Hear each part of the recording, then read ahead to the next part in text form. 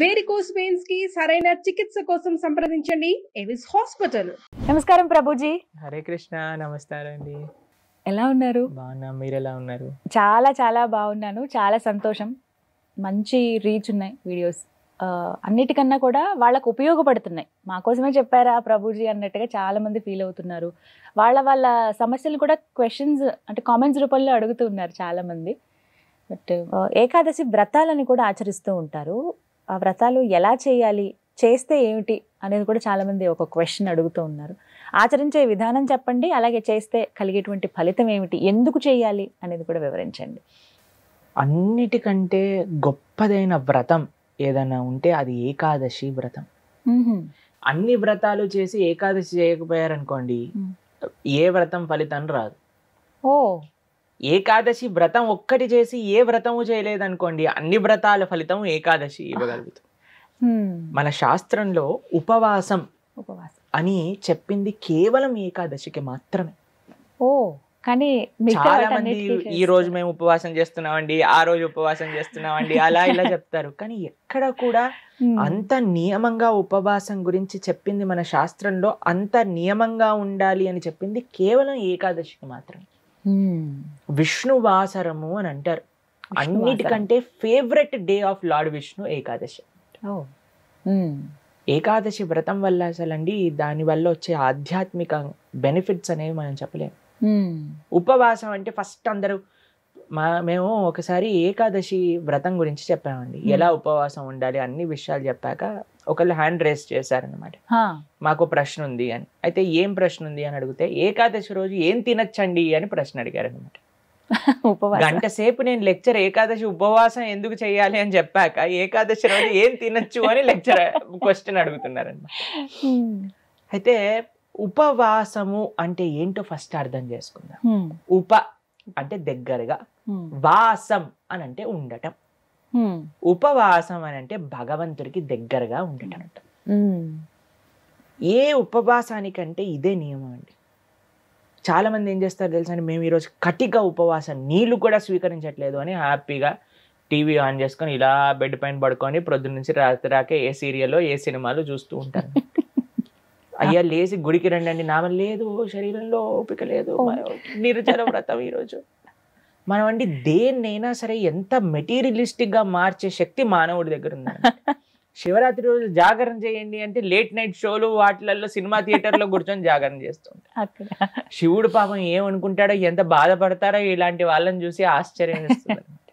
మనం దేన్నైనా సరే ఎలా పాడు చేయొచ్చో అంత, ఎంత ఫాస్ట్ గా మానవ బ్రెయిన్ పనిచేస్తుందంటే అంత పనిచేస్తుంది.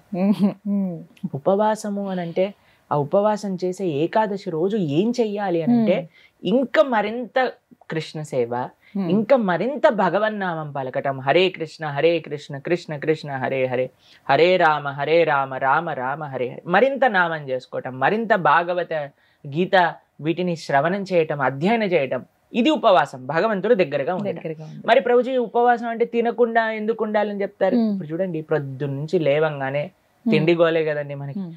ఏం టిఫిన్ ఏం చేయాలి, దోశలు వేయటం, ఇడ్లీలు వేయటం, అటు వాయిల్ తీయటం, ఇటు చట్నీ చేయటం, ఇటు సాంబార్ చేయటం, పెట్టేయటం. దాని తర్వాత ఇది అయిపోగానే మళ్ళీ లంచ్కి ఏం కావాలి, భోజనం కోసం కూరగాయలు కట్ చేయటం, వంటలు చేయటం, మళ్ళీ తినగానే నిద్ర వస్తుంది, మధ్యాహ్నం పూట పడుకుంటాం, మళ్ళీ సాయంత్రం కావగానే ఇది అది. దాని తర్వాత మళ్ళీ రాత్రి డిన్నర్ ఏంటి, స్విగ్గీ జొమాటో అవి ఇవి, మళ్ళీ కిచెన్ క్లీన్ చేసుకోవడం, తూడ్చుకోవడం, బాసనలు తోముకోవడం, వీటిలలోనే రోజంతా పోతుంది. ఏం చెప్పారంటే, అయ్యా నువ్వు దేవుడికి దగ్గరగా ఉండాలంటే వీటిని కొద్దిగా దూరం పెట్టాలి, అప్పుడే సాధ్యం అవుతుంది. తినకపోయామనుకోండి, కొద్దిగా తగ్గించామనుకోండి, మనకి నిద్ర రాదు అంతగా. ప్లస్ ఇంత పెద్ద తతంగం మొత్తం కూడా ఆఫ్ అయిపోతుంది. ఎంత సమయం మెరిగిపోతుంది. మీరు ఒక్కసారి ప్రయత్నించండి. ఒకరోజు వంట తిండి ఈ రెండు ఆపేస్తే అసలు ఆ రోజు ఏంటి ఇంత పెద్దగా ఉంది మనకి అని అనిపిస్తుంది అనమాట. ఎందుకంటే అంత సమయం మనకు ఉండిపోతుంది. కాబట్టి ఏకాదశి రోజు ఏంటి నియమం, ముఖ్య నియమం ఏంటి అని అంటే, ఎంత వీలైతే అంత భక్తితో ఉండటం, భగవంతుడి యొక్క ఆరాధన చేయటం, ఆలయానికి వెళ్ళడం, వైష్ణవుల సేవ చేసుకోవటం, భగవన్నామాన్ని జపం చేయటం, గీతా భాగవతాలు శ్రవణం చేయటం, సత్సంగంలో ఉండటం. ఇది ఏకాదశి ముఖ్య నియమం. దాని తర్వాత నియమం ఏంటి అని అంటే, ఆహార నియమం పాటించాలి. ఏంటి ఆహార నియమం పాటించాలి అని అంటే, ధాన్యంలో ఏకాదశి రోజు పాప పురుషుడు ఉంటాడు అని చెప్తారనమాట. ధాన్యం అని అంటే రైస్, దాల్, పప్పులు, తర్వాత గోధుమలు, తర్వాత వరి, వీటన్నిటిలో అనమాట. కాబట్టి ఆ రోజు మనం వీటి నుంచి దూరంగా ఉండి మరి ఏం స్వీకరించవచ్చు, పాలు, పండ్లు.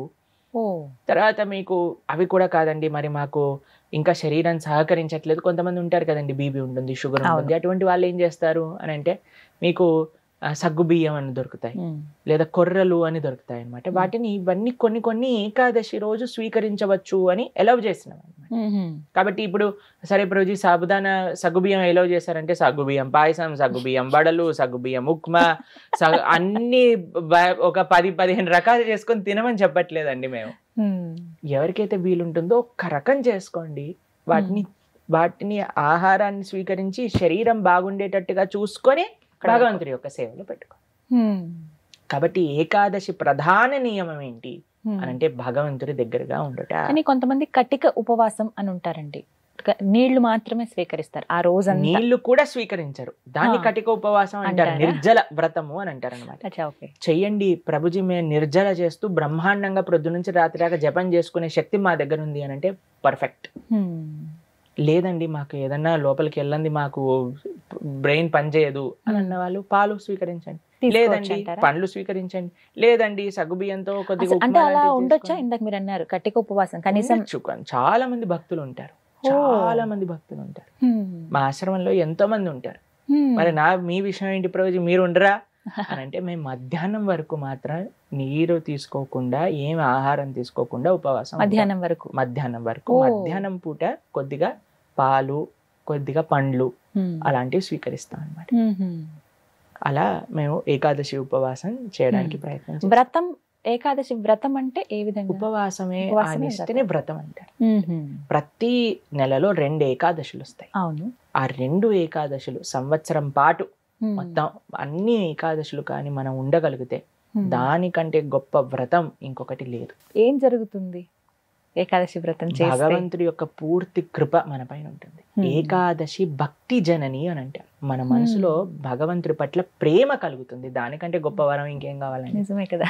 కాబట్టి ఏకాదశి వ్రతం తప్పకుండా చేయాలి. అందరూ కూడా ఆ ఏకాదశి వ్రత మహాత్యాన్ని తెలుసుకోండి, చక్కగా ఏకాదశి వ్రతాన్ని ఆచరించడానికి ప్రయత్నం చేయండి. ఇప్పుడు వైకుంఠ ఏకాదశి చాలా అద్భుతమైన రోజు, మీరు సంకల్పం తీసుకొని ముందుకెళ్ళడానికి. చాలా మంది మమ్మల్ని అడుగుతుంటారు, రోజు మా ఇంట్లో ఎవరో వెళ్ళిపోయారు, లేదా మాకు మైల్ ఉంది, అశౌచం ఉంది, మీరు ఎలా ఉన్నా ఏం జరుగుతున్నా ఏకాదశి మాత్రం పాటించవచ్చు, దాంట్లో ఏం ప్రాబ్లం. ఆ రోజు ఖచ్చితంగా ఇవి వింటే బాగుంటుంది, ఇవి పఠిస్తే బాగుంటుంది. భాగవతం వినాలి, భాగవతం చదువుకోవాలి, భగవన్ నామం జపం చేయాలి, కీర్తన చేసుకోవాలి, ఆలయానికి వెళ్ళాలి, కృష్ణుడికి తులసితో అర్చన చేయాలి. ఇవన్నీ ఏకాదశికి చాలా మంచి. ఆ రోజున ప్రత్యేకించి ఉత్తర ద్వార దర్శనం ఉంటుంది. అవును, వైకుంఠ ద్వార దర్శనము అని అంటారు. అన్ని ఆలయాలలో మనకి కలుగుతుంది. చక్కగా దర్శనం చేసుకొని, వైకుంఠ ఏకాదశి కాదండి, అన్ని ఏకాదశులకి ఇవే నియమాలు. భగవద్ ఆరాధన, భగవన్ నామ జపం, భాగవత స్మరణ, ఇవే అన్ని ఏకాదశి. కాబట్టి తప్పకుండా ప్రతి ఒక్కళ్ళు చేయాల్సిన వ్రతం ఏకాదశి వ్రతం. ఎవరైనా ఆచరించవచ్చు, ఏ వయసు వాళ్ళైనా కూడా చేయవచ్చు, చేయదగింది అని అంటే కనుక. ఎస్, చేయగలమన్న ఓపిక ఉండాలి, ఆ ఆసక్తి, ఆ నిష్ట ఉంటే ఖచ్చితంగా ఎవరైనా పాటించవచ్చు అంటారు.